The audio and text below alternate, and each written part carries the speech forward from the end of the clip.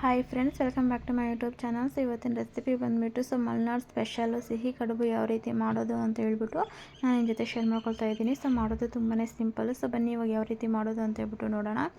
ನೋಡಿ, ನಾನಿಲ್ಲಿ 1-2 ಗ್ಲಾಸ್ ಅಷ್ಟೇ ನಾನಿಲ್ಲಿ ರೇಷನ್ ಅಕ್ಕಿನ ತೊಗೊಂಡಿದ್ದೀನಿ. ಸೊ ನೀವು ಬೇಕಂದರೆ ಬೇರೆ ಅಕ್ಕಿನೂ ತೊಗೊಳ್ಬೋದು.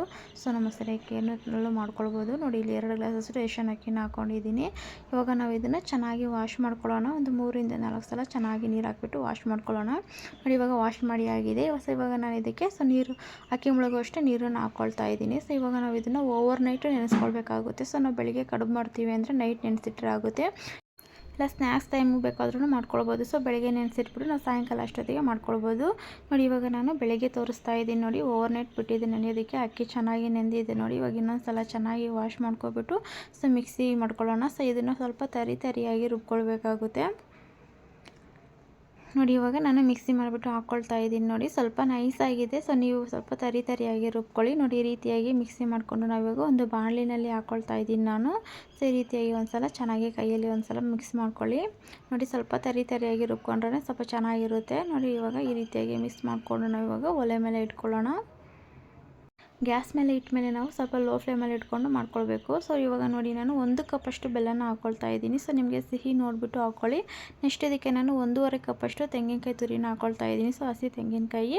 ಇವಾಗ ಎಲ್ಲನೂ ಒಂದು ಸಲ ಚೆನ್ನಾಗಿ ಮಿಕ್ಸ್ ಮಾಡ್ಕೊಳ್ಳಿ. ಸೊ ತುಂಬ ಈಸಿ ಮಾಡೋ ಮೆಥಡ್ ಅಂತೂ ತುಂಬಾ ಈಸಿಯಾಗಿದೆ. ಸೊ ತುಂಬ ರುಚಿಯಾಗಿ ಸಮೇತನೇ ಇರುತ್ತೆ. ಸೊ ಸ್ನ್ಯಾಕ್ಸ್ ಟೈಮಿಗೂ ಮಾಡ್ಕೊಳ್ಬೋದು, ತುಂಬ ಚೆನ್ನಾಗಿರುತ್ತೆ. ಸೊ ಬೆಳಗ್ಗೆ ಟಿಫನಿಗೂ ಮಾಡ್ಕೊಳ್ಬೋದು. ಸೊ ನಿಮಗೆ ಯಾವಾಗ ತಿನ್ನಬೇಕು ಅನಿಸುತ್ತೋ ಆ ಟೈಮಲ್ಲಿ ಮಾಡ್ಕೊಂಡು ತಿನ್ಬೋದು. ಯಾಕಂದರೆ ತುಪ್ಪದ ಜೊತೆ ಸೊ ಹಾಕೊಂಡು ತಿಂತಾಯಿದ್ರೆ ಸಖತ್ ಟೇಸ್ಟಿಯಾಗಿರುತ್ತೆ ಕಡುಬು. ನೋಡಿ, ಈ ರೀತಿಯಾಗಿ ಕೈ ಆಡಿಸ್ತಾ ಕೈ ಬಿಡ್ದೇನೆ ಚೆನ್ನಾಗಿ ನಾವು ಈ ರೀತಿಯಾಗಿ ಗ್ಯಾಸನ್ನು ಮೀಡಿಯಮ್ ಫ್ಲೇಮಲ್ಲಿ ಇಟ್ಕೊಂಡು ಈ ರೀತಿಯಾಗಿ ಕೈ ಬಿಡ್ದೇನೆ ಕೈಯನ್ನು ಆಡಿಸ್ಕೊಂಡು ಈ ರೀತಿಯಾಗಿ ಮಿಕ್ಸ್ ಮಾಡ್ಕೊಳ್ಬೇಕು.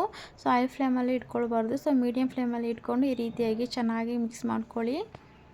ಹಿಟ್ಟು ಗಂಟು ಆಗದೇ ಇರೋ ಥರ ನೋಡ್ಕೊಳ್ಳಿ. ಸೊ ಈ ರೀತಿಯಾಗಿ ನಾವು ಕೈ ಆಡಿಸ್ತಾ ಮಿಕ್ಸ್ ಮಾಡ್ಕೊಳ್ತಾ ಇದ್ದರೆ ಸೊ ಹಿಟ್ಟು ಯಾವುದೇ ರೀತಿ ಗಂಟು ಬರೋದಿಲ್ಲ. ನೋಡಿ, ಈ ರೀತಿಯಾಗಿ ಕೈ ಆಡಿಸ್ಕೊಂಡು ಚೆನ್ನಾಗಿ ಮಿಕ್ಸ್ ಮಾಡ್ಕೊಳ್ತಾ ಇರಬೇಕು ಚೌಟಲ್ಲಿ.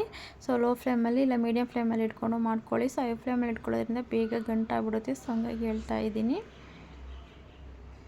ನೋಡಿ, ಇವಾಗ ಒಂದು 5 ನಿಮಿಷ ಬಿಟ್ಟು ನಾನು ನಿಮಗೆ ತೋರಿಸ್ತಾ ಇದ್ದೀನಿ. ನೋಡಿ, ಸೊ ಈ ರೀತಿಯಾಗಿ ಮಿಕ್ಸ್ ಆಗಿದೆ. ನೋಡಿ, ಸೊ ಯಾವುದೇ ರೀತಿ ಗಂಟಿಲ್ಲ. ಸೊ ಇನ್ನೊಂದು ಸ್ವಲ್ಪ ಚೆನ್ನಾಗಿ ಮಿಕ್ಸ್ ಮಾಡ್ಕೊಳ್ಬೇಕು. ಸೊ ನೋಡಿ, ಇವಾಗ ಫೈನಲಾಗಿ ಹಿಟ್ಟು ರೆಡಿಯಾಗಿದೆ. ನೋಡಿ, ಸೊ ನಾವು ಈಗ ಹೆಂಗೆ ಗೊತ್ತಾಗುತ್ತೆ ಅಂದರೆ ನಾವಿವಾಗ ಸ್ವಲ್ಪ ಕೈಗೆ ನೀರನ್ನು ಅಂಟ್ಕೊಬಿಟ್ಟು ಸೊ ಈ ರೀತಿಯಾಗಿ ನಮಗೆ ಕೈಯಲ್ಲಿ ಮುಟ್ಬಿಟ್ಟು ನೋಡಿದ್ರೆ ಉಂಡೆ ಕಟ್ಟಿದ್ರೆ ಸೊ ಕೈಗೆ ಅಂಟಬಾರ್ದು. ಇವಾಗ ಪರ್ಫೆಕ್ಟಾಗಿ ರೆಡಿಯಾಗಿದೆ ಅಂತ ಹೇಳ್ಬಿಟ್ಟು ನೋಡಿ, ಈ ರೀತಿಯಾಗಿ ಸೊ ಕೈಗೆ ಅಂಟಿಲ್ಲ ಅಂದರೆ ಸೊ ಹಿಟ್ಟು ಕರೆಕ್ಟಾಗಿ ರೆಡಿಯಾಗಿದೆ ಅಂತ. ನೆಕ್ಸ್ಟು ಒಂದು 5 ನಿಮಿಷ ತಣ್ಣಗಾಗೋದಕ್ಕೆ ಬಿಡೋಣ. ನೆಕ್ಸ್ಟ್ ನಾನು ಇಡ್ಲಿ ಪಾತ್ರೆಗೆ ಸೊ ಈ ರೀತಿಯಾಗಿ ತುಪ್ಪ ಆಗಿರ್ಬೋದು ಇಲ್ಲ ಎಣ್ಣೆ ಆಗಿರ್ಬೋದು ಸ್ವಲ್ಪ ಲೈಟಾಗಿ ಈ ರೀತಿಯಾಗಿ ಸರ್ಕೊಳ್ಬೇಕು.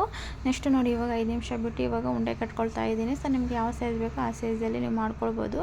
ಸೊ ನಮ್ಮ ಕೈಗೆ ಯಾವ ಸೈಜಲ್ಲಿ ಆಗುತ್ತೋ ಆ ಸೈಜಲ್ಲಿ ನಾನು ಮೀಡಿಯಮ್ ಸೈಜಲ್ಲಿ ಉಂಡೆನ ಮಾಡ್ಕೊಳ್ತಾ ಇದ್ದೀನಿ. ಸೊ ಈ ರೀತಿಯಾಗಿ ಎಲ್ಲನೂ ಇದೇ ರೀತಿಯಾಗಿ ಉಂಡೆಗಳನ್ನಾಗಿ ಮಾಡಿಕೊಂಡು ನಾವು ಇಡ್ಲಿ ಪಾತ್ರೆಯಲ್ಲಿ ಸ್ಟೀಮ್ ಮಾಡ್ಕೊಳ್ಬೇಕಾಗುತ್ತೆ. ಸೊ ನೋಡಿ, ಈ ರೀತಿಯಾಗಿ ಸೊ ತುಂಬಾ ಈಸಿ ಮಾಡೋದು. ಸೊ ತುಂಬ ರುಚಿಯಾಗೂ ಸಮೇತನೇ ಇರುತ್ತೆ. ಸೊ ಮಲೆನಾಡು ಸ್ಪೆಷಲ್ ಅಂತಲೇ ಹೇಳ್ಬೋದು ಇದು ಸ್ವೀಟು.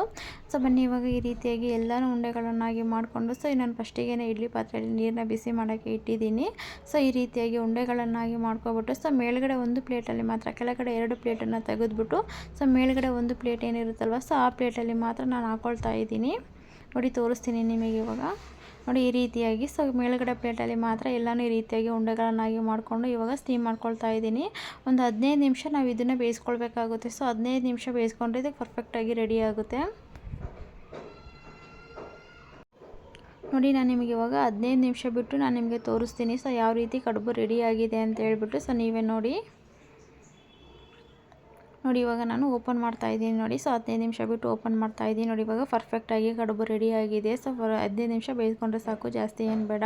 ನೋಡಿ, ಇವಾಗ ಬಿಸಿ ಕಡುಬಿಗೆ ಸೊ ತುಪ್ಪ ಹಾಕ್ಕೊಂಡು ತಿಂತಾಯಿದ್ರೆ ಸೊ ಸಖತ್ತಾಗಿರುವಂಥ ಟೇಸ್ಟ್ ಸಿಗುತ್ತೆ. ಸೊ ನೀವು ಮನೇಲಿ ಟ್ರೈ ಮಾಡಿ, ತುಂಬಾ ರುಚಿಯಾಗಿರುತ್ತೆ. ಸೊ ಮಾಡೋದು ಸಮೇತ ತುಂಬಾ ಈಸಿ ಮೆಥಡಲ್ಲಿ ಮಾಡ್ಬೋದು. ಸೊ ನಿಮಗೂ ಇಷ್ಟ ಆಗುತ್ತೆ ಈ ವಿಡಿಯೋ ಅಂತ ನಾನು ಅಂದ್ಕೊಳ್ತೀನಿ. ಸೊ ಇಷ್ಟ ಆಗಿದ್ದರೆ ಲೈಕ್ ಮಾಡಿ, ಶೇರ್ ಮಾಡಿ, ಕಮೆಂಟ್ ಮಾಡಿ. ಇದೇ ರೀತಿ ನಮಗೆ ಸಪೋರ್ಟ್ ಮಾಡ್ತಾಯಿರಿ.